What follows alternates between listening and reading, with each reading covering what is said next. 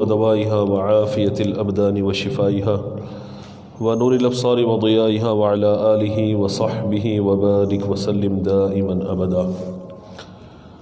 اللهم رب اشرح لي صدري ويسر لي أمري واحلل عقدة من لساني يفقهوا قولي واجعل لي وزيرا من أهلي.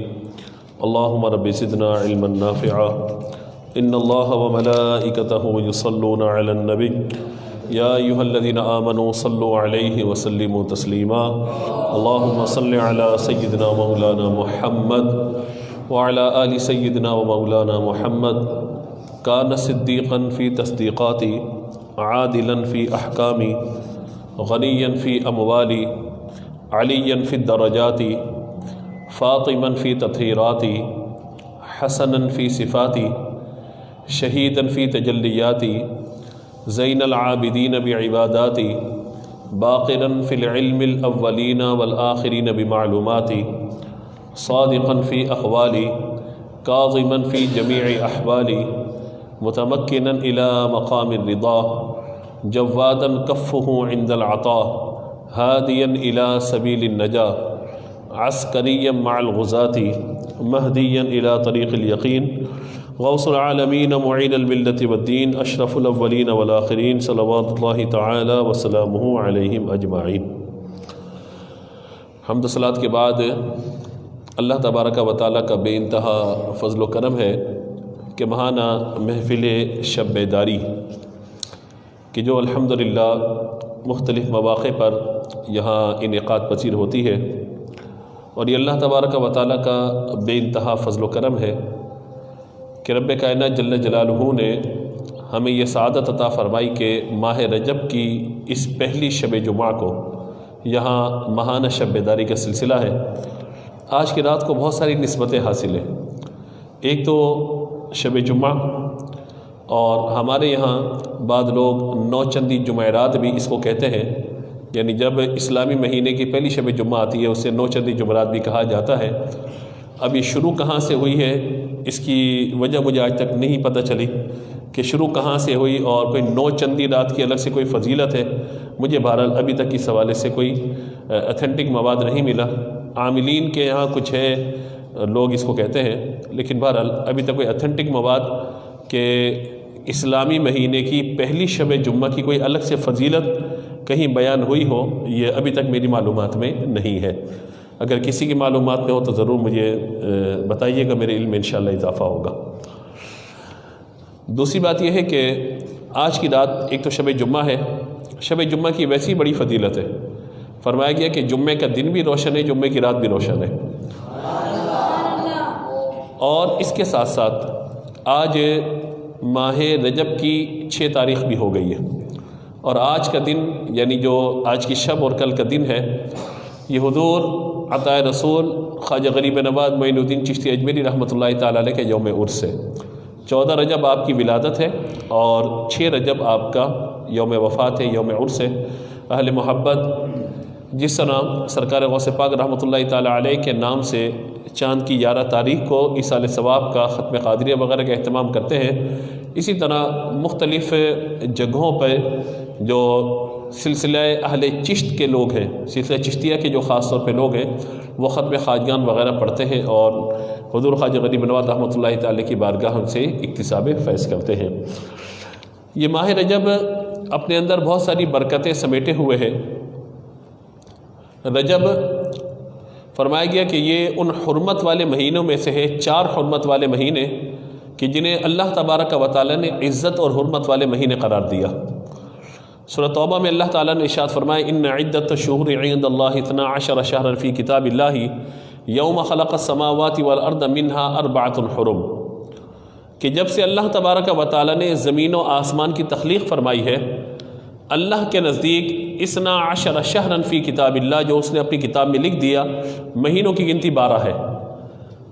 لاکھ کوئی ترقی کر لے، مہینوں کی گنتی نہ 11 ہو سکتی ہے نہ 13 ہو سکتی ہے. کہیں سے بھی کیلکولیشن کی جائے گی گنتی مہینوں کی 12 ہی ہوگی، کبھی بھی اس سے آگے نہیں بڑھ سکتی گنتی.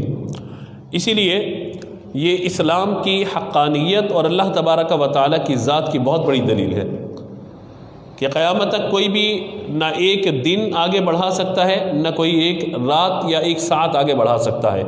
نہ کوئی ہفتہ بڑھا سکتا ہے، نہ کوئی مہینہ بڑھا سکتا ہے۔ یہ اللہ تبارک و تعالیٰ کی طرف سے مکمل ایک کیلکولیشن ہے جو اللہ تبارک و تعالیٰ نے انسانوں کو عطا فرمائی ہے۔ دوسری بات فرمایا کہ وَالْأَرْضَ مِنْهَا أَرْبَعَةٌ حُرُمٌ، یعنی جب سے اللہ نے زمین و آسمان کو پیدا فرمایا، یہ مہینوں کی گنتی 12 ہے، فرمایا کہ ان میں سے 4 حرم، 4 مہینے حرمت اور عزت والے ہیں۔ ہر دن عزت والا ہے، ہر رات برکت والی ہے، لیکن اللہ تبارک و تعالیٰ نے کچھ خاص راتیں، کچھ خاص دن، کچھ خاص مہینے کیے ہیں جنہیں اللہ تبارک و تعالیٰ نے اپنی رحمت کے ساتھ خاص فرمایا ہے۔ ان میں فرمایا کہ 3 مہینے تو لگاتار ہیں۔ ماہ شوال کے بعد جو پہلا مہینہ آتا ہے ذی قعدہ کا، جسے ہمارے یہاں عرف عام میں خالی کا مہینہ کہتے ہیں، ذی قعدہ، پھر ذوالحجہ ہے، اور پھر محرم الحرام ہے۔ یہ 3 مہینے ایک ساتھ ہیں حرمت والے، اور چوتھا مہینہ ماہ رجب ہے کہ جسے حرمت والے مہینوں میں شمار فرمایا گیا۔ ماہ رجب کے حوالے سے ایک بات اور اپنے ذہن میں رکھیے گا کہ ماہ رجب ابھی سے نہیں بلکہ دور جاہلیت میں بھی اس مہینے کی بڑی اہمیت تھی، یہاں تک کہ اگر کہیں پہ کوئی جنگ اور قتال کا معاملہ چل رہا ہوتا تھا اور کہا جاتا تھا کہ رجب کا چاند نظر آ گیا ہے، تو پھر اس جنگ کو روک دیا جاتا تھا ماہ رجب کی حرمت اور ماہ رجب کے احترام کی وجہ سے روک دیا جاتا تھا۔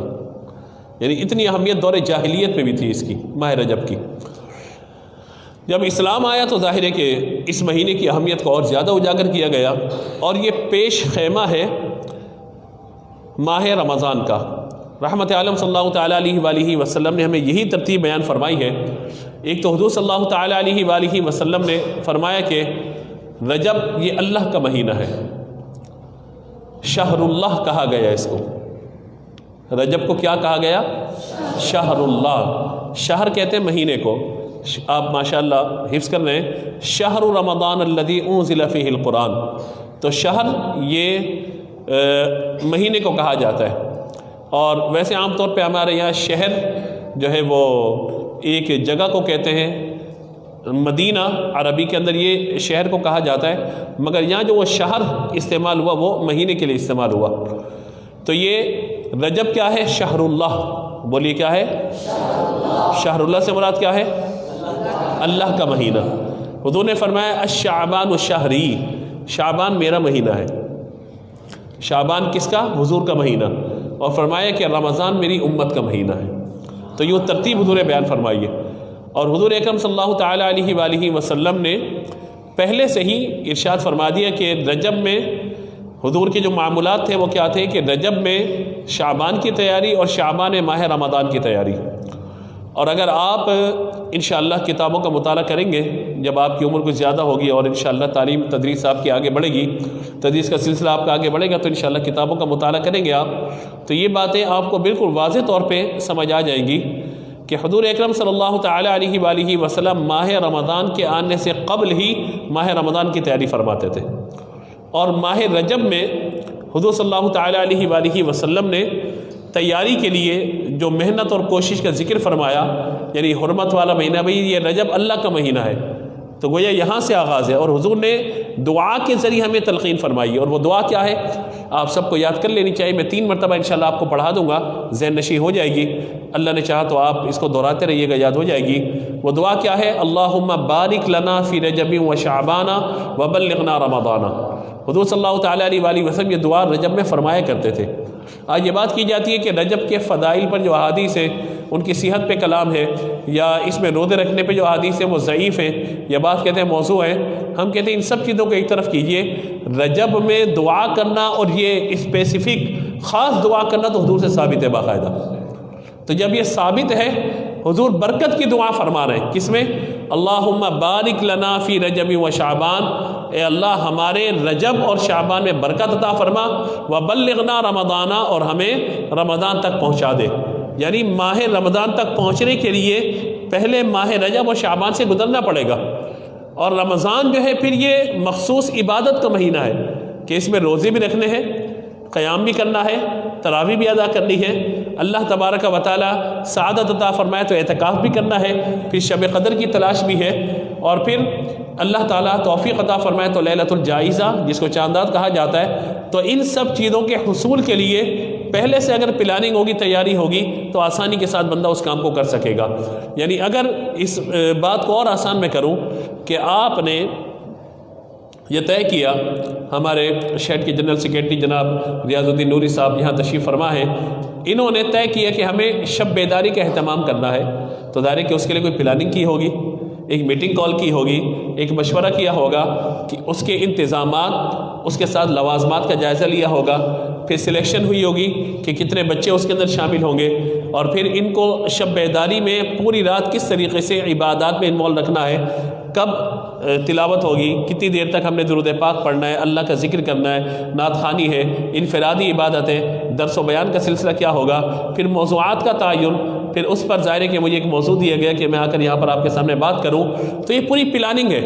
ایسا نہیں ہے کہ آئے اور آ کے کھڑے ہو گئے اور مطلب سارا کام شروع ہو گیا۔ ظاہر ہے اس پلاننگ ہے، پھر یہ پینافلیکس ہمارے رفیع بھائی نے بنایا ہوگا، اور ہمارے محترم مولانا قاری یعقوب مفکر صاحب نے پورا اہتمام کیا ہوگا، یہ اساتذہ تشریف فرما ہے، انہوں نے اپنی جو ذمہ داری ان پر ہوگی اسے ادا کیا ہوگا، طلباء کو جو ذمہ داری دی گئی ہوگی، جو ٹائم دیا گیا ہوگا، ہر ایک اس وقت میں تیار ہو کے یہاں پر آ کر پہنچا ہوگا۔ ٹھیک ہے، اب سحری کے لیے انتظام آپ لوگوں کا ہے تو سحری کا اہتمام کیا جا رہا ہوگا، کتنے بجے سحری کرنی ہے؟ ماشاءاللہ سب کے چہرے مسکرا گئے سحری کے نام پہ نا، تو کتنے بجے سحری کرنی ہے؟ لیکن میرے بچوں سحری کے بعد پورے دن بھوکا بھی رہنا ہے، ہاں ڈنڈی نہیں ماننی کسی نے، ایسا نہ ہو کہ سحری کر لی تو آپ کے ہم نے یہ سحری کر لی تھی، سحری کرنی ہے آپ نے، کیا کرنی ہے؟ ہاں صحیح سے نکالو ذرا حلق سے، صحیح سے سحری کرنی ہے، سحری نہیں کرنی، مطلب شکم سحری کر لی، جیسے روز کرتے ویسی کر لی نہیں، باقاعدہ آپ نے تیاری کرنی ہے، روزہ رکھنا ہے انشاءاللہ، جمعے کا دن ہے انشاءاللہ برکتیں ملیں گی، ویسے بھی جمعے کی ایک نیکی 70 نیکیوں کے برابر ہوتی ہے نا۔ لیکن ایک شرعی مسئلہ یاد رہے کہ نفل روزے کے لیے، بلکہ کسی بھی روزے کے لیے سحری شرط نہیں ہوتی، یہ ذہن میں رکھیے گا اپنے، نیت شرط ہے، سحری کسی بھی روزے کے لیے کوئی شرط نہیں ہے۔ یہ ہمارے یہاں ایک خبر پھیلی ہوئی ہے اور لوگ اکثر یہ کہتے ہیں جی ہم نے سحری نہیں کی، روزہ ہو گیا یا نہیں ہوا، تو میں اکثر پوچھتا ہوں کہ سحری کس روزے کے لیے شریعت نے شرط قرار دی ہے؟ اصل تو نیت ہے، اگر میں غلطی کر جاؤں تو میری اصلاح کیجیے گا، اصل تو نیت ہے، نیت کب کرنی ہے کب نہیں کرنی، اصل مسئلہ یہ ہے۔ تو نفل روزہ ہو یا فرض روزہ ہو، اس کا سحری سے کوئی تعلق نہیں ہے، بات سمجھ میں آ رہی ہے؟ آپ کو سحری ملے گی میرے بچوں، پریشان نہیں ہو، آپ کو سحری ملے گی انشاءاللہ، بڑی بھرپور ملے گی، آپ نے بالکل گھبرانا نہیں ہے آپ سب نے، بالکل ایسا نہیں کہ آپ کو سحری نہیں ملے گی، سحری ملے گی، لیکن ایک مسئلہ آپ اپنے ذہن میں ضرور رکھیے گا، اور یہ بچپن کی یہ بات ہوتی ہے، ان تربیتی نشستوں کا، اس شب بیداری کے موقع پہ گفتگو کا فائدہ یہ ہوتا ہے کہ بچپن میں کچھ باتیں آپ کے ذہن میں کلیئر ہو جانی چاہیے، کنفیوز لائف مت گزاری کبھی بھی، بچپن کے اندر جو باتیں سن لیتا ہے بندہ ذہن میں محفوظ رہتی ہیں اس کے، تو یاد رکھیے گا نیت کا معاملہ جو ہے وہ ہے کہ اگر سحری کے وقت میں آنکھ نہ کھلی، جیسے 5:48 غالباً ٹائم ہے، 47 یہ ٹائم ہے غالباً نا، 5:47 سے 48 ٹائم ہے صبح کا نا، تو اگر 5:47 ہے اور آپ کی آنکھ کھلی 5:55 پہ، تو اب کیا نیت کر سکتے روزے کی یا نہیں کر سکتے؟ اصل بات یہ ہے، تو حکم اس میں یہ ہے کہ فرض روزہ ہو یا نفل روزہ ہو نیت کی جا سکتی ہے، ٹھیک ہے، نیت کا مسئلہ نہیں ہے کوئی بھی اس میں۔ ہاں اب ہمارے یہاں کیا کہ سحری کی یا نہیں کی، تو بغیر سحری کے روزہ ہو جائے گا، کوئی مسئلہ نہیں ہے، کوئی پریشانی والی بات اس میں نہیں ہے۔ سحری کسی بھی روزے کے لیے شرط نہیں ہے، اصل شرط نیت ہے، اور نیت اگر رات میں کر کے کوئی سو گیا اور سحری میں اس کی آنکھ نہ بھی کھلی تو اس کا روزہ ہو جائے گا نہیں ہوگا؟ روزہ ہو جائے گا اس کا، ٹھیک ہے نا، یہ ایک ذہن کے اندر رکھیے گا۔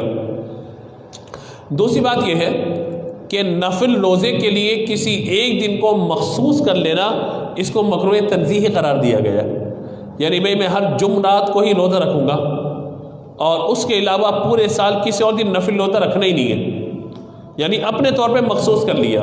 ہاں اگر کسی کی عادت ہے وہ ہر پیر کو روزہ رکھتا ہے، ہر جمعے کو روزہ رکھتا ہے تو ایک الگ بات ہے، لیکن یہ تصور کرنا کہ جمعے ہی کو روزہ رکھوں گا نفل، پیر یا منگل یا جمعرات کسی اور دن نہیں رکھوں گا، یہ تصور بہرحال غلط ہے۔ نفل عبادات کے لیے اور روزے کے لیے خاص طور پہ کسی دن کو مخصوص کرنا، اس کو کراہت تنزیہی سے تعبیر کیا گیا ہے، یعنی آپ پیر کے دن بھی رکھ لیجئے روزہ، کبھی ہفتے کے دوران جو ہے وہ آپ جمعے کے دن روزہ رکھ لیجئے، کبھی آپ جو ہے وہ جمعرات کو بھی روزہ رکھ لیجئے، تو ایک دن کو مخصوص کر لینا، یہ جس طرح فرمایا گیا کہ نماز کے لیے کوئی ایک جگہ مخصوص کر لینا کہ اسی جگہ میں نماز پڑھوں گا، اس کے علاوہ کہیں اور نہیں پڑھوں گا، اور کوئی بیٹھ جائے تو اس کو تھپڑ مار کے ہٹو یہاں سے ہٹو، میری جگہ ہے یہاں پہ، بابا آپ لکھوا کے لائیں. یہ دائرے کے مناسب عمل نہیں ہے. جتنی زمین پر آپ سجدے کریں گے، جتنی جگہوں پہ نماز پڑھیں گے، جہاں جہاں نماز پڑھیں گے وہ جگہ قیامت کے دن گواہی دے گی انشاءاللہ. اسی لیے آپ دیکھیے حکمت کیا ہے شریعت کی کہ فرض نماز کا جب سلام پھیر دیا جاتا ہے تو صفیں منتشر کر دی جاتی ہیں اور لوگ الگ الگ جگہوں پہ نماز پڑھتے ہیں، لیکن اس کے لیے کسی نمازی کے آگے سے گزرنے کی اجازت نہیں ہے، یہ ذہن میں رکھیے گا. دوسرا یہ ہے کہ لوگوں کے علم میں آ جائے کہ جماعت یہاں ہو چکی ہے. اور تیسرا یہ ہے کہ جگہ بدل بدل کے نماز پڑھیں گے تو انشاءاللہ ہر خطہ زمین جہاں آپ نے نماز پڑھی قیامت کے دن آپ کی عبادت کی گواہی دے گا انشاءاللہ. تو یہ اس اعتبار سے میں نے آپ کو کچھ باتیں عرض کی ہیں کہ سحری کرنا یا نیت کرنا، یہ دو باتیں میں نے آپ کو عرض کر دی. اس کے علاوہ آپ کو جمعے کے دن اور شب جمعہ کے حوالے سے بھی آپ کو آگاہ کیا، ماہ رجب کے حوالے سے بھی آپ کو آگاہ کیا. ہاں 27ویں شب گزرنے کے بعد 27 کے دن کا روزہ، 27 رجب کا روزہ، کیونکہ یہ وہ رات ہے کہ جب میرے آقا صلی اللہ تعالیٰ علیہ وآلہ وسلم کو اللہ رب العزت جل جلالہ نے معراج کی سعادت عطا فرمائی تھی. حضور معراج کے لیے تشریف لے گئے تھے اور امتی کے لیے یہ سعادت کی بات ہے کہ حضور کی معراج کا ذکر کرے، حضور کی معراج کا ذکر کرے. میں آپ کو ایک بڑی دلچسپ بات یہاں پہ عرض کروں. شب معراج جب آتی ہے نا تو یہ ایک اعتبار سے تو سعادت کی بات ہے کہ اللہ تبارک و تعالی نے حضور صلی اللہ تعالیٰ علیہ وآلہ وسلم کو معراج پہ بلایا. حضور نے زمینی سفر بھی فرمایا، آسمانی سفر بھی فرمایا. سورہ بنی اسرائیل کی پہلی آیت میں سبحان الذی اسریٰ بعبدہ لیلا من المسجد الحرام الی المسجد الاقصی سے لے کر آخر تک، یہاں تک زمینی معراج کا ذکر ہوا. اور سورہ نجم کی ابتدائی 18 آیات میں اللہ تبارک و تعالی نے کنایتاً آسمانی معراج کا ذکر فرمایا. اور پھر صحیح احادیث میں حضور صلی اللہ تعالیٰ علیہ وآلہ وسلم نے اپنے اس سفر کی کیفیات کو بیان فرمایا کہ ہم کہاں گئے، کس طرح ہوا، نماز ہم نے پڑھائی، پھر آسمان کا سفر ہم نے کیا. انشاءاللہ جب وہ معراج کی شب آئے گی تو تفصیلاً وہاں پہ ہم گفتگو کریں گے. لیکن جو بات آپ سب کے سیکھنے کی ہے اور توجہ طلب بات ہے کہ اس رات یعنی معراج کی شب اللہ تبارک و تعالیٰ نے اپنے محبوب علیہ الصلوۃ والسلام پر نماز کو فرض فرمایا، آپ پر اور آپ کی امت پر نماز کا تحفہ اللہ نے عطا فرمایا. 50 تھی، کتنی رہ گئی؟ بولو اللہ کے بندو، جو سو رہا ہے اس کو ہلا کے اٹھا دو ذرا جلدی سے. ہیں ویسے ہوتا نہیں ہے کہ میں گفتگو کروں کہ سو جائے، لیکن دیکھ تو نیازی ذرا سو گیا کیا دیوانہ، ان کی یاد میں شاید آنکھ لگ گئی ہوگی، تو یہ کبھی کبھی ہوتا ہے. ہر ایک کا سوچنے کا انداز مختلف ہے نا، ہر ایک کا سوچنے کا انداز مختلف ہوتا ہے. تو کوئی اگر سو گیا تو بھائی اس کو نیند آ گئی وہ سو گیا، ہم کہتے ہیں وہ نیند نہیں آئی وہ مدینے پہنچ گیا. تو یہ بھی ایک سوچنے کا انداز ہے. اس کو اور آسان کر دیتا ہوں.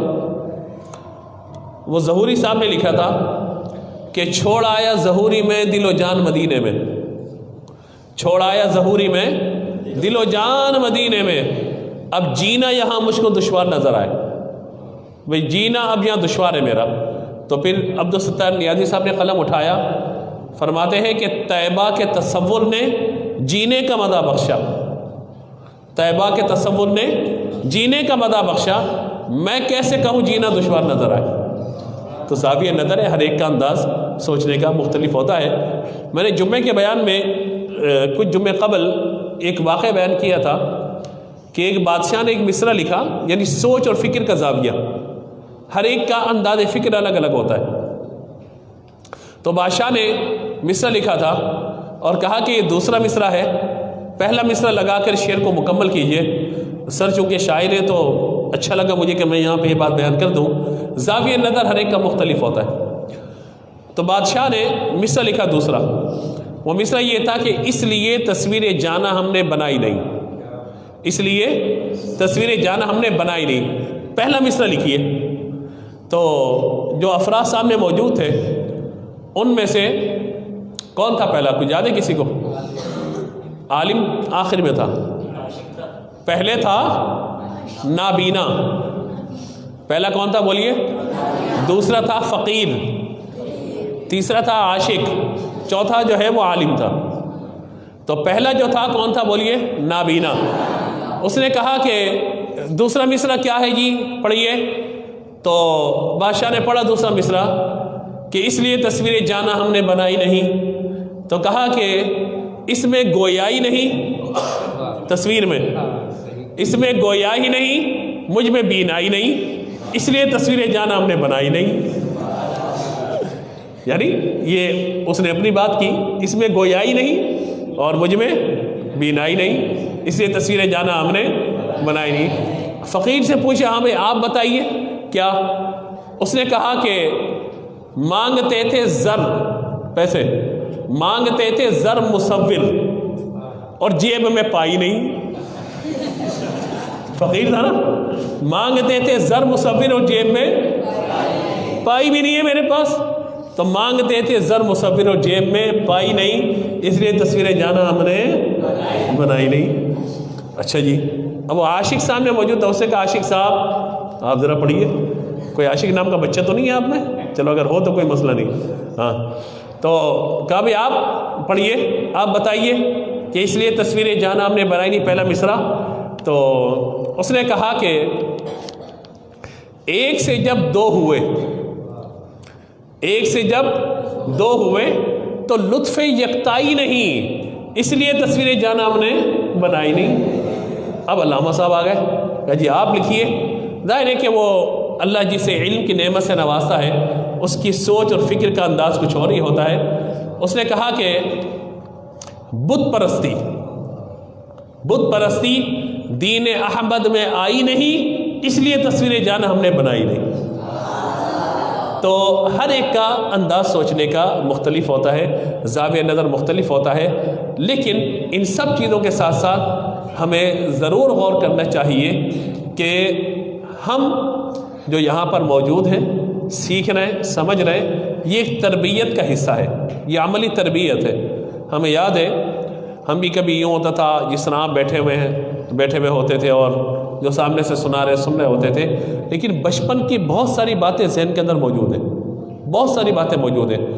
تو یہ آپ کو ایک نئی جہت سے میں معراج کا تعارف کروانا چاہتا ہوں آپ کو، ایک نئی جہت سے، کہ حضور صلی اللہ تعالیٰ علیہ وآلہ وسلم معراج پہ تشریف لے گئے۔ زمینی سفر بھی ہے، انبیاء کی امامت بھی ہے، آسمانی سفر بھی ہے۔ حضور نے کچھ عذابات کو بھی ملاحظہ فرمایا، جنت کا مشاہدہ بھی فرمایا، اور دیدار باری تعالیٰ، رؤیت باری تعالیٰ، اور اس کے بعد حضور صلی اللہ تعالیٰ علیہ وآلہ وسلم نماز کا تحفہ لے کر تشریف لائے۔ یہ واقعہ ہوا ہے جب حضور کی عمر مبارکہ 51 برس سے زیادہ ہو گئی ہے۔ کہا جاتا ہے ہجرت سے 1 سال قبل یہ واقعہ ہوا، یعنی 40 سال میرے آقا علیہ الصلوۃ والسلام نے اعلان نبوت سے قبل گزارے، اور اس کے بعد 13 سال اعلان نبوت کے بعد مکے میں گزارے۔ کتنی عمر ہو گئی آقا علیہ الصلوۃ والسلام کی؟ 53 برس، اور 10 برس رحمت عالم صلی اللہ تعالیٰ علیہ وآلہ وسلم نے بعد ہجرت مدینہ منورہ میں گزارے، تو کتنی عمر ہو گئی؟ 63 برس ہو گئی۔ تو یہ جو واقعہ ہوا ہے نا 51 برس کی، جب میرے آقا علیہ الصلوۃ والسلام کی عمر مبارک ہے، تو جناب ابو طالب ان کا بھی وصال ہو جاتا ہے، اور 3 دن کے وقفے سے حضرت سیدہ خدیجہ الکبریٰ رضی اللہ تعالی عنہا کا بھی وصال ہو جاتا ہے۔ یہ دونوں حضور کے بہت قریب تھے، ہر معاملے میں حضور صلی اللہ تعالیٰ علیہ وآلہ وسلم کے ساتھ تھے۔ تو حضور صلی اللہ تعالیٰ علیہ وآلہ وسلم کو ان دونوں کے دنیا سے جانے کا بڑا دکھ ہوا تھا۔ اس سال کو عام الحزن قرار دیا گیا، عام الحزن یعنی غم کا سال، عام الحزن غم کا سال قرار دیا گیا۔ اور اسی کے بعد حضور صلی اللہ تعالیٰ علیہ وآلہ وسلم طائف کے سفر بھی گئے، جہاں حضور صلی اللہ تعالیٰ علیہ وآلہ وسلم کے ساتھ جو ان لوگوں نے، اوباش لوگوں نے معاملہ اختیار فرمایا، وہ بات کرتے ہوئے زبان رکتی ہے کہ حضور کے جسم مبارک سے اتنا خون بہا کہ حضور کی نعلین جو ہے وہ خون سے تر ہو گئی، اور حضور واپس تشریف لائے۔ پورا واقعہ تفصیلی کبھی میں نے بیان نہیں کیا، اور ہمت بھی نہیں ہوتی مجھے بیان کرنے کی، بہت کیفیت عجیب سی ہو جاتی ہے اس واقعے کو بیان کرتے ہوئے، کہ حضور صلی اللہ تعالیٰ علیہ وآلہ وسلم کے جسم پہ پتھر مارے جا رہے ہوں۔ تو کبھی آج تک میں بیان نہیں کر سکا اس واقعے کو، سیرت بہت جگہ بیان کی، لیکن اس واقعے پہ جب جاتا ہوں تو پھر میں نہیں بیان کر پاتا، میں پھر اشارہ کرتے ہوئے آگے نکل جاتا ہوں۔ کیونکہ بہت تکلیف دہ معاملہ ہے، یہ بہت تکلیف دہ معاملہ، تو وہ عام الحزن قرار دیا گیا، غم کا سال۔ اب حضور صلی اللہ تعالیٰ علیہ وآلہ وسلم پر اللہ تبارک و تعالیٰ نے یہ ایک بہت بڑا انعام فرمایا کہ آپ کو معراج کی سعادت عطا فرمائی، اور حضور صلی اللہ تعالیٰ علیہ وآلہ وسلم معراج پر تشریف لے گئے، اور جب واپس آئیں تو 5 نمازوں کا تحفہ لے کر آئے، تھی 50۔ اللہ تبارک و تعالیٰ نے فرمایا کہ لا تبدیل لکلمات اللہ، ہمارے کلمات بدلتے نہیں ہیں، تبدیل نہیں ہوتے۔ نمازیں تو 50 دی ہیں ہم نے، ثواب 85 کا ملے گا، پڑھی اگرچہ 5 جائیں گی لیکن ثواب اللہ تعالیٰ کتنا عطا فرمائے گا؟ 50 کا عطا فرمائے گا۔ لا تبدیل لکلمات اللہ لا مبدل لکلمات اللہ، اللہ کے کلمات تبدیل نہیں ہوتے اور اللہ کے کلمات کوئی تبدیل کر بھی نہیں سکتا، تو لا مبدل لکلمات اللہ۔ اور دوسرا صوفیاء کرام نے اسے یوں فرمایا کہ اللہ کی ذات نقطہ نواز ہے، اگر آپ 50 لکھیے تو 5 لکھنے کے بعد آپ ایک ڈاٹ لگا دیتے، نقطہ بنا دیتے، 50 ہو گیا۔ اللہ نے نقطہ رکھا اپنے پاس، 5 کا عدد دیا امت کو، امت یہاں سے 5 بھیجتی ہے، اللہ نقطہ لگا کے 50 کا ثواب عطا فرما دیتا ہے۔ لیکن ایک اور جہت سے میں معراج کی آپ کو ایک بات عرض کرنا چاہتا ہوں، جو پوری تمہید میں نے آپ کے سامنے رکھی ہے، یہ اگر معراج نہ ہوتی، وہ لوگ کہ جو معراج کے انکار کرتے ہیں، جس میں سر سید احمد خان، ان کی دنیاوی تعلیم کے اعتبار سے بڑی خدمات ہیں ان کی، اور ان کا چیپٹر ہمارے اسکول میں باقاعدہ SST میں پڑھایا بھی جاتا ہے، ان کی جو خدمات ہیں ان پہ ان کو سراہا بھی جاتا ہے، لیکن یاد رکھیے گا ان کے عقائد درست نہیں تھے، سر سید احمد خان کے عقیدے درست نہیں تھے، ایون انہوں نے معراج کا مطلقاً انکار کر دیا تھا۔ نیچری فکر سے وہ شخص وابستہ تھا، اس کا دنیاوی علم اس کے اپنے مقام پر، لیکن یاد رکھیے گا کہ فرشتوں تک کا انکار کیا، جنات تک کا اس نے انکار کیا، اور اس لیے سر سید احمد خان کا جو معاملہ ہے وہ یہ ہے کہ عقائد درست نہ ہونے کی وجہ سے اسے کوئی تمغہ وغیرہ اسلامی یا دینی اعتبار سے نہیں دیا جائے گا، ٹھیک ہے نا، یہ ذہن میں رکھیے گا اپنے۔ دنیاوی طور پہ ان کی بڑی خدمات ہیں دنیاوی تعلیم کے اعتبار سے، لیکن ہمارے پیش نظر جو چیز ہونی چاہیے وہ ہونی چاہیے دین۔ کیا ہونی چاہیے؟ بولیے، دین۔ کیا ہونی چاہیے؟ دین۔ ایسا نہ ہو کہ یہ کار ہے، یہ ہم ہیں، یہ ہماری پارٹی ہے اور مشہور ہو گئے، نہیں، ترجیح ہماری کیا ہونی چاہیے؟ اللہ کا دین ہونا چاہیے۔ ابھی خبر چل رہی تھی کہ وہ ایک K2 سر کرنے والے اور پہاڑ کی چوٹیاں پتہ نہیں کیا سر کرنے والے، وہ کیا علی محمد کیا نام تھا؟ علی محمد ست پارا، تو بھائی کیا کارنامہ انجام دیا انہوں نے؟ اس میں خلق خدا کا کیا نفع ہو گیا؟ زاویہ نظر ہے نا، میرا سوچنے کا انداز یہ ہے، ٹھیک ہے، آپ نے اس K2 کی چوٹی پہ آپ چلے گئے پہاڑوں کے اندر، آپ چلے گئے برف باری کے اندر چلے گئے، ٹھیک ہے، آپ کا ایک جو ہے وہ شوق ہے، آپ نے یہ کیا، لیکن اس سے خلق خدا کو کیا نفع ہوا ہے؟ اس سے اللہ کی مخلوق کو کیا فائدہ ہوا ہے؟ بہتر یہ تھا کہ آپ ان چٹانوں کو سر کرنے کے بجائے غربت کے خلاف اس قوم کی خدمت کرتے، پھر آپ اس قوم کے ہیرو ہوتے۔ آپ کسی حوالے سے لوگوں کی میڈیکل کے حوالے سے، صحت کے حوالے سے، تعلیم کے حوالے سے کوئی خدمت کرتے، آپ کو قومی ہیرو قرار دیا جاتا۔ میں کل ہی سر سے بات کر رہا تھا کہ ہمارے یہاں المیہ یہ ہے کہ کتاب سے تعلق ہمارا ٹوٹ گیا، کتاب سے تعلق ہمارا دور ہو گیا۔ ہمارے یہاں جوتے بہترین شوکیس کے اندر رکھ کے بیچے جاتے ہیں اور کتابیں فٹ پاتھ پہ پڑی ہوئی بک رہی ہوتی ہیں، تو ایسا محسوس ہوتا ہے کہ اس قوم کو اب کتابوں کی نہیں بلکہ جوتوں کی ضرورت ہے، محسوس یہی ہوتا ہے ابھی۔ آپ سب سے گزارش ہے بیٹا، کتاب کا مطالعہ کرنے کی عادت بنائیے۔ اچھا، موبائل کے عادی ہم لوگ کیوں ہو گئے؟ کیونکہ موبائل ہم سے کوئی مطلب 1-8 فٹ کے فاصلے پر ہوتا ہے، جو چیز جتنے زیادہ قریب ہوتی ہے نا اس کے استعمال کے ہم عادی ہو جاتے ہیں۔ اگر آپ کتاب کے عادی بننا چاہتے ہیں، کتاب کو اپنے سرہانے رکھیے، کتاب کو اپنے قریب رکھیے، کتاب پڑھنے کی عادت ہو جائے گی۔ لیکن اگر کتاب کو الماری میں بند کر کے رکھ دیں گے، قرآن پاک کو غلاف اور جزدان میں لپیٹ کے اوپر رکھ دیں گے گھروں میں جا کر، پھر پورا سال گزر جائے گا، کتاب کھولنے کی نوبت نہیں آئے گی۔ میری عادت کوشش یہی ہوتی ہے کہ جو کتاب میرے ہاتھ آ جائے اس کو میں پڑھ لوں، جتنا زیادہ ہو سکے پڑھ لوں، اور یہ بھی میری کوشش الحمدللہ رہی ہے کہ جب تک کسی کتاب سے کوئی بات پڑھ نہ لوں اس کو بیان نہیں کرتا۔ سنی سنائی بات کو بیان کرنے کے مزاج ہے ہی نہیں۔ ایون اگر کسی نے کوئی شعر سنا دیا اچھا لگا تو کوشش ہوتی ہے اس کو سرچ کر لیا جائے، دیکھ لیا جائے اس کو کہ کس شاعر کا ہے اور کیا ہے، کیا معاملہ ہے، کوئی واقعہ ملا تو اس کو دیکھ لیا جائے، پڑھ لیا جائے۔ اس طریقے سے احادیث ہمارے یہاں بہت ساری چل رہی ہیں۔ ابھی ہم چونکہ ہم اپنے نصاب کو انٹیگریٹ کرتے ہیں تو اس میں القاسم حبیب اللہ یہ حدیث کہہ کے بیان کیا جاتا ہے، یہ حدیث نہیں ہے۔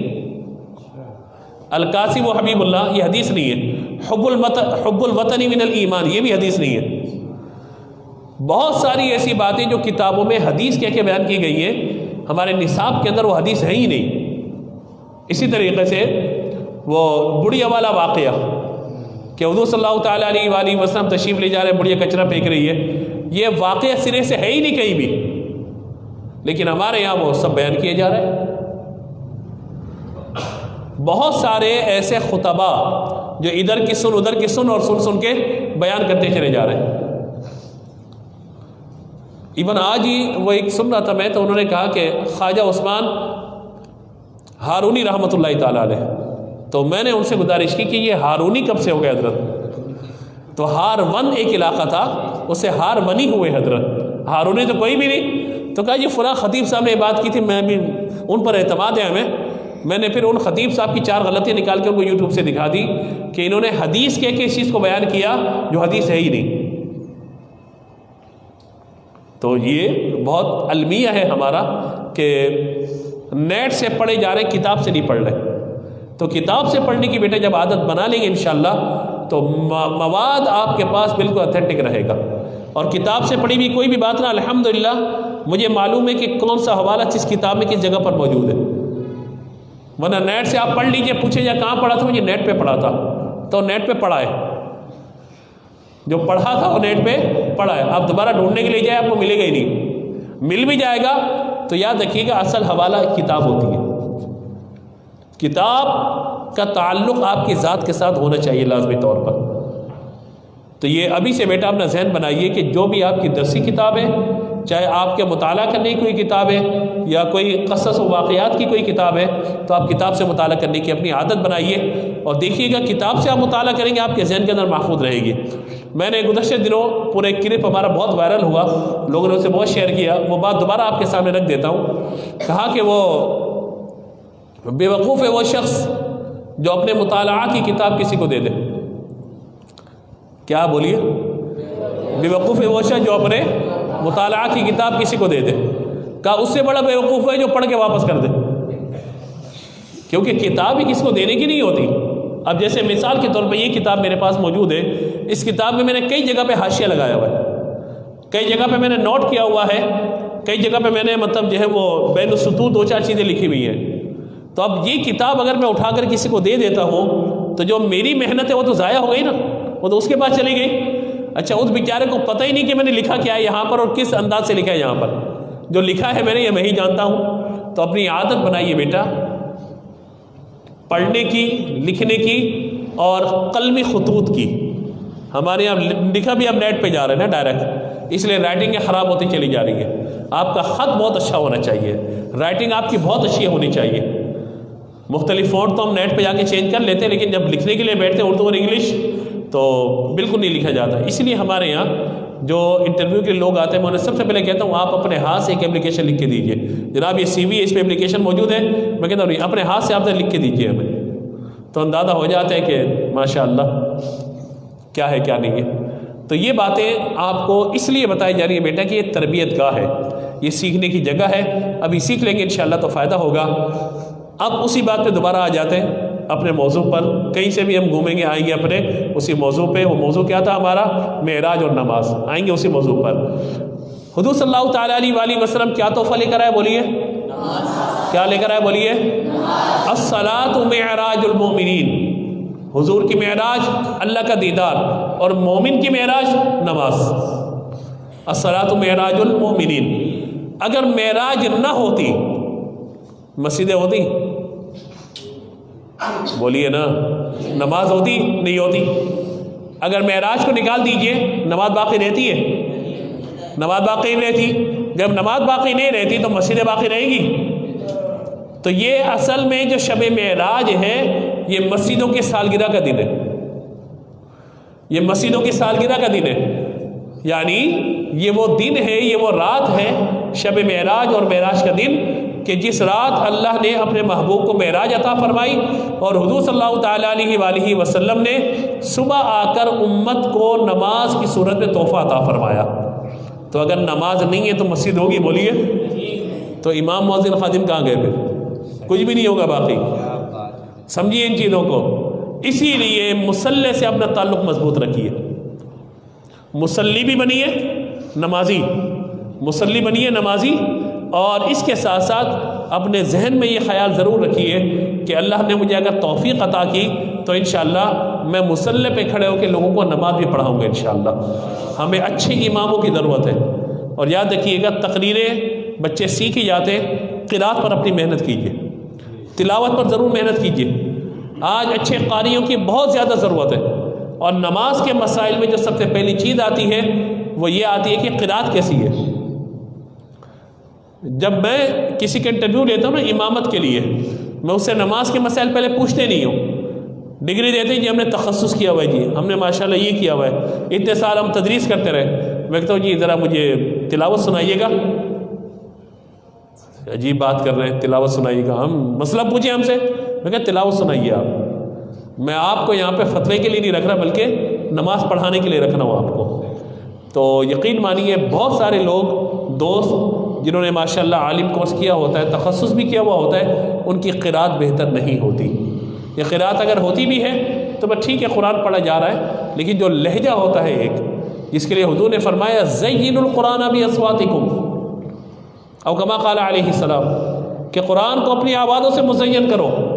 اچھے لہجے کے ساتھ قرآن پڑھنے والوں کی ہمیں ضرورت ہے بیٹا. شبینوں کے لیے ضرورت ہے، ہمیں تراویح کے لیے ضرورت ہے اچھے قاریوں کی، اور اچھے لہجے کے اندر آزان دینے والے مؤذنین کی ہمیں ضرورت ہے. یہ سب کام آپ سب نے کرنے انشاءاللہ. پرفیکٹ بننا ہے آپ سب نے. ہاں بھائی ایاز، جس طرح آپ وہ کیا جاتا ہو، کس میں جاتے ہو آپ؟ اسکاؤٹس میں آتے ہو نا، سب کام کرتے ہو، لیکن مجھے نہیں پتا آپ کی اذان کیسی ہے، آپ کی تلاوت کیسی، میرے علم میں نہیں ہے ابھی تک. کبھی سنوں گا آپ سے انشاءاللہ. لیکن میری نیت یہ بہرحال آئندہ سال کے لیے اتنی ضرور ہے کہ کچھ بچوں کا ہم انتخاب کر لیں جنہیں باقاعدہ تلاوت پر محنت کروائیں ان کو باقاعدہ، اور بہترین لہجے پہ، یعنی ان کی تدویر بھی بہتر ہو، ترتیل بھی بہتر ہو، حدر بھی بہتر ہو انشاءاللہ، تاکہ ہمارے بچے جب قرآن پڑھیں سبحان اللہ تو پھر ایک سیل رواں کی طرح پڑھتے چلے جائیں. ایک وہ قاری ہوتے ہیں جو کھینچ کھینچ کے لمبی لمبی 6 آیتیں ایک سانس میں پڑھ رہے ہوتے ہیں، وہ ٹھیک ہے ان کو اپنی سانسیں لمبی کر لیتے. اصل قرآن پڑھا جاتا ہے حدر میں. حدر میں بعض میں فقی بحث میں نہیں جا رہا، یہ جو ہمارے یہاں سانس روک روک کر جو قاری پڑھ رہے تکلف سے لمبی لمبی کھینچ کھینچ کے، علماء نے اس کو مکروہ تحریمی لکھا ہے، فقہاء نے. یہ کوئی قرآن پڑھنے کا انداز نہیں ہے. ٹھیک ہے، آپ جو نماز میں قرآن پڑھا جاتا ہے اس طرح قرآن پڑھیے، یا جو تراویح میں قرآن پڑھا جاتا ہے جس طرح ہمارے حافظ پڑھتے ہیں اس طرح نہیں، جو باقاعدہ ایک لہجہ ہے پڑھنے کا اچھے اچھے انداز میں، اور ٹائم کیلکولیشن کے ساتھ آپ پڑھیے. نارمل سپارہ 20 منٹ کے اندر آپ کو سنا دینا چاہیے. 20 سے 22 منٹ یہ نارمل سپارہ سنانے کا ٹائم ہے آپ کا. لیکن ہمارے کیا ہوتا ہے، میں 6 منٹ میں سپارہ سنا دیتا ہوں. اللہ تبارک و تعالیٰ تمہیں ہدایت دے، پڑھتے کیا ہوگے تم؟ 8 منٹ کے اندر یہ پورا سپارہ سنا دیا میں نے. کوئی کمال کیا آپ نے؟ یا علم تعلمون کے لفظ سمجھ میں نہیں آ رہا. تو یہ کوئی کارنامہ نہیں ہے. کارنامہ یہ ہے جتنا قرآن پڑھے بندہ ایسے پڑھے کہ لوگ چاہیں کہ دوبارہ پڑھے، دوبارہ پڑھے. حضرت ابو موسیٰ اشعری رضی اللہ تعالیٰ عنہ یہ حضور کے بڑے پیارے صحابی ہیں. حضرت عائشہ رضی اللہ تعالیٰ عنہ کہتے ہیں، اور یہ بخاری شریف میں روایت موجود ہے، کہتی ہے کہ میں حضور صلی اللہ تعالیٰ علیہ وآلہ وسلم کے ساتھ رات باہر نکلی تو ہم ایک مکان کے پاس سے گزرے. حضور صلی اللہ تعالیٰ علیہ وآلہ وسلم نے اس مکان سے قرآن کی آواز کو سنا، حضور وہیں ٹھہر گئے اور مکان کے قریب ہو گئے، کان لگایا، فرمایا عائشہ دیکھو کتنا اچھا قرآن پڑھ رہا ہے، عائشہ دیکھو کتنا اچھا قرآن پڑھ رہا ہے یہ شخص. حضرت عائشہ کہتی ہے کہ حضور نے قرآن سننا شروع کر دیا. قرآن حضور سنتے رہے، کہتے ہیں میں بھی سنتی رہی. جب ہم وہاں سے واپس پلٹے حضور نے فرمایا کہ تم جانتی ہو یہ کون ہے؟ میں نے کہا اللہ کے رسول آپ زیادہ بہتر جانتے ہیں. فرمایا کہ یہ ابو موسیٰ اشعری ہے. ابو موسیٰ اشعری ہے. اللہ تبارک و تعالیٰ نے انہیں لحن داؤدی عطا فرمایا ہے. اور حضرت داؤد علیہ السلام کا لحن کیا تھا؟ یہ قاری صاحب یہ لحن جلی، لحن خفی نہیں ہے، یہ لحن بمانا لہجہ ہے. یہ پتہ چلے فتویٰ لگا دیں مجھ پر آپ لوگ. تو لحن مراد لہجہ، کہا کہ لحن داؤدی کیا تھا؟ حضرت داؤد علیہ السلام جب زبور کی تلاوت فرماتے تھے کہا جاتا ہے فضا میں پرندے تک رک جاتے تھے، ایسی تلاوت ہوتی تھی آپ کی، اور لوگ جہاں ہوتے تھے وہاں ساکت ہو جاتے تھے، ایسی آواز اللہ نے آپ کو عطا فرمائی تھی۔ تو حضور نے کیا فرمایا؟ اللہ نے اے ابو موسیٰ تمہیں اللہ نے داؤد ہی عطا فرمایا۔ اسی طرح سے جب حضور صلی اللہ تعالیٰ علیہ وآلہ وسلم صبح پہنچے مسجد، حضرت ابو موسیٰ اشعری آئے، حضور نے فرمایا کہ رات تم بہت اچھی تلاوت کر رہے تھے۔ کہا حضور آپ سن رہے تھے؟ کہا حضور آپ سن رہے تھے؟ فرمایا کہ ہاں ہم سن رہے تھے، اللہ تعالیٰ نے تمہیں اللہ نے داؤد ہی عطا فرمایا۔ کہا حضور اگر مجھے پتا ہوتا آپ سن رہے ہیں میں اور اچھے انداز سے قرآن کی تلاوت کرتا۔ یہ ریاکاری نہیں ہے نا، یہ دکھاوا نہیں ہے، یہ کیا ہے؟ حضور صلی اللہ تعالیٰ علیہ وآلہ وسلم کو سنانے کی نیت سے ایک رش کی کیفیت میں آنا۔ جیسے مثال کے طور پہ آپ میں سے کوئی بچہ یہاں پر آئے، بہت اچھی تلاوت کرے یا اچھی تقریر کرے، اچھی نعت پڑھے، اور ماشاءاللہ اس کو اپریشیٹ یہاں سے کیا جائے تو دل چاہتا ہے اور اچھے انداز سے پڑھا جائے، اور اچھے انداز سے پڑھا جائے۔ تو یہ حضرت ابو موسیٰ اشعری رضی اللہ تعالیٰ عنہ کا خاصہ تھا کہ اللہ تبارک و تعالیٰ نے آپ کو یہ سعادت عطا فرمائی تھی کہ اللہ نے داؤدی اللہ نے آپ کو عطا فرمایا۔ تو بیٹا قرآن کو اچھے انداز سے پڑھا جائے، ورتل القرآن ترتیلا، اس کو پیش نظر رکھیے، اور اس کے ساتھ ساتھ الذین آتیناہم الکتاب یتلونہ حق تلاوتی، کہ تلاوت کا جو حق ہے، اور تلاوت کا حق کیا ہے؟ حضرت علی رضی اللہ تعالیٰ عنہ سے پوچھا گیا تھا، فرمایا ہوا تجوید الحروف و معرفت الوقوف، وہ کیا ہے کہ کہاں ٹھہرنا ہے کہاں نہیں ٹھہرنا یہ خبر ہونی چاہیے، اور ہر حرف کو اس کے مخرج سے ادا کرنا چاہیے۔ تو ماشاءاللہ آپ کے اساتذہ آپ پہ محنت کرتے ہیں، اور آپ سے بھی گزارش ہے کہ آج کا تو لہجہ سیکھنا بہت آسان ہو گیا، نیٹ پہ بہت سارے قاری صاحبان کے لہجے دستیاب ہیں۔ ہمیں تو بڑی مشکل ہوتی تھی کہ ٹیپ ریکارڈر خریدنا پڑتا تھا، پھر آڈیو کیسٹ خریدنی پڑتی تھی، پھر لگانی پڑتی تھی، پھر اجتماعی طور پر ہم بیٹھ کے سنا کرتے تھے جب ہم تجوید پڑھتے تھے، لیکن اب تو آسان ہے بہت۔ تو لہذا اپنے لہجے پہ محنت کیجئے بیٹا، آزان اگر دے رہے ہیں آپ تلاوت کر رہے ہیں، اچھے انداز سے سیکھیے سیکھیے سیکھیے سیکھیے، اور اس کو ریکارڈ کر کے سنیے کہ کہاں غلطی کر رہے ہیں۔ اچھے قاری کا آپ لہجہ سنیں گے آپ کو بھی انشاءاللہ اچھا پڑھنے کا شوق ہوگا۔ باقی یہ جو یہ کہتے ہیں کہ کیا ضرورت ہے لہجے کی، نہیں، لہجے کی بہت ضرورت ہے بیٹا، اچھے انداز سے قرآن پڑھیے، انشاءاللہ اس کی رحمتیں برکتیں آپ کو ملیں گی، آپ کے گھر والوں کو ملیں گی، اور پھر جب آپ انشاءاللہ اگلے مقابلوں میں جائیں گے اور بڑے بڑے لوگوں کے سامنے تلاوت کریں گے اور وہاں سے آپ کو انعامات ملیں گے، تو یہ انشاءاللہ آپ کے لیے، آپ کے ادارے کے لیے خوش آئند معاملہ ہوگا، اور آپ کے پیرنٹس کے لیے، آپ کے والدین کے لیے یہ خوشی کی بات ہوگی کہ ہم نے جس ادارے میں اپنے بچے کو ڈالا، ہمارا بچہ ماشاءاللہ اتنا اچھا قرآن پڑھنے والا ہے۔ اور بیٹا یہ سیکھنے کی جگہ ہے۔ ہم بھی جب پڑھتے تھے تو تلاوت میں آگے، نعت میں آگے، تقریری مقابلوں میں آگے، تو پبلک کو فیس کرنے کا طریقہ آ گیا، ہمیں پبلک کو فیس کرنے کا، لوگوں کے سامنے کھڑے ہونے کا طریقہ آ گیا۔ ابھی اگر اچانک آپ کو بلا کے کھڑا کر دیا جائے نا کسی بچے کو، اور جس سے پہلے کبھی تلاوت نہ کی ہو، نعت نہ پڑھی ہو، تو کیا ہوگا؟ میں نہیں آ رہا، رونا شروع کر دے گا، میں نہیں آ رہا۔ تو کب تک آپ دور بھاگیں گے؟ یہاں کھڑے ہوں لوگوں کے سامنے، ایک دو دفعہ ہاتھ پاؤں کپ کپائیں گے، پسینے بھی آئیں گے، کچھ بھی ہوگا، لیکن ایک دفعہ اگر آپ اس ماحول سے گزر گئے انشاءاللہ پھر اگر ہزاروں آدمی بھی آپ کے سامنے موجود ہیں آپ کبھی گھبرائیں گے نہیں انشاءاللہ۔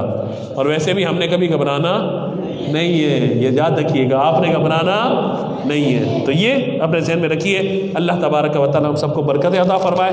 بس ایک بات آپ کی معلومات کے لیے جو میں نکال کے لایا تھا، یہ بات حضور صلی اللہ تعالیٰ علیہ وآلہ وسلم نے معراج کے بعد اپنی دنیاوی زندگی کے اعتبار سے 11 سال 6 ماہ حضور جو ہے اپنی ظاہری حیات کے ساتھ موجود رہے۔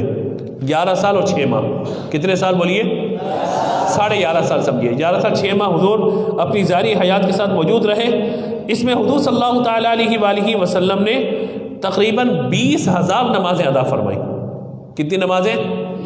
یہ آپ کی معلومات کے لیے یاد رکھیے گا اس کو، کتنی نمازیں ادا فرمائی؟ آواز سے 500 جمعے حضور نے ادا فرمائے۔ کتنے؟ کیونکہ جمعے کی جو فرضیت ہے وہ ہجرت کے بعد ہے، جمعے کی فرضیت ہجرت کے بعد ہے، تو حضور نے 500 جمعے ادا فرمائے کم و بیش، اور حضور نے عید کی 9 نمازیں ادا فرمائی ہیں۔ کتنی نمازیں؟ اچھا، کل نمازیں حضور نے کتنی ادا فرمائی؟ 20,000۔ یاد رکھنا ہے آپ نے، ہو سکتا ہے کل جمعے میں آپ کو کھڑا کر دوں کسی کو، بھی بتاؤ ذرا کل بتایا تھا رات کو آپ کو، یا کلاس کے اندر آ کے کبھی میں پوچھ لوں آپ سے، لیکن یہ بھی ہو سکتا ہے آپ بھی کسی سے پوچھ لیجیے گا، بتائیے حضور نے اپنی عمر میں کتنی نمازیں ادا فرمائی تھی؟ وہ بولے گا نہیں پتہ. کیا پتہ ہوگا تمہیں؟ ہم سے پوچھا ہم بتاتے تمہیں. 20,000 تو نے نماز ہے. اچھا یہ بتائیں جمعے کتنے ادا فرمائے؟ وہ کہے جی مجھے کیا پتہ بھائی، 500 جمعے ادا فرمائے، معلومات رکھیں اپنی. اچھا بتاؤ عید کی نمازیں کتنی حضور نے ادا فرمائی؟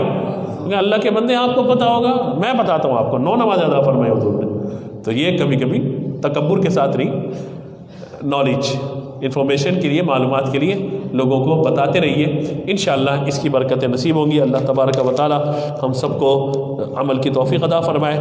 جن سے ممکن ہو ماہ رجب میں اس دعا کو ضرور پڑھیں، ہو سکے تو نماز کے بعد. میں 3 مرتبہ دہرا دیتا ہوں یہ دعا جو حضور پڑھا کرتے تھے، اور پھر آپ یاد بھی کر لیجیے گا. بسم اللہ الرحمن الرحیم. اللہم بارک لنا فی رجب و شعبان وبلغنا رمضان. اللہم بارک لنا فی رجب و شعبان وبلغنا رمضان. اللہم بارک لنا فی رجب و شعبان وبلغنا رمضان. حضور صلی اللہ تعالیٰ علیہ وآلہ وسلم ماہ رجب میں یہ دعا پڑھا کرتے تھے. اب ظاہر ہے کہ یہ وہ الفاظ ہیں جو حضور کی زبان سے نکلے، ان میں کوئی ترمیم نہیں ہے کہ ہم نے کوئی الفاظ بڑھا دیے کم کر دیے. یہ براہ راست وہ دعائیں جو حضور کی زبان سے نکلی ہیں، تو ان کو پڑھنے کی انشاءاللہ بہت زیادہ برکت ہوگی. اللہ تعالی ہم سب کو عمل کی توفیق عطا فرمائے. کوئی غلطی ہو گئی ہو، کوئی سبقت لسانی ہو گئی ہو، اللہ کی بارگاہ میں آپ کو گواہ بناتے معافی کا طلبگار ہوں. یا رب بالمصطفیٰ بلغ مقاصدنا واغفر لنا ما مضى یا واسع الکرم. آمین. وآخر دعوانا الحمد للہ رب العالمین.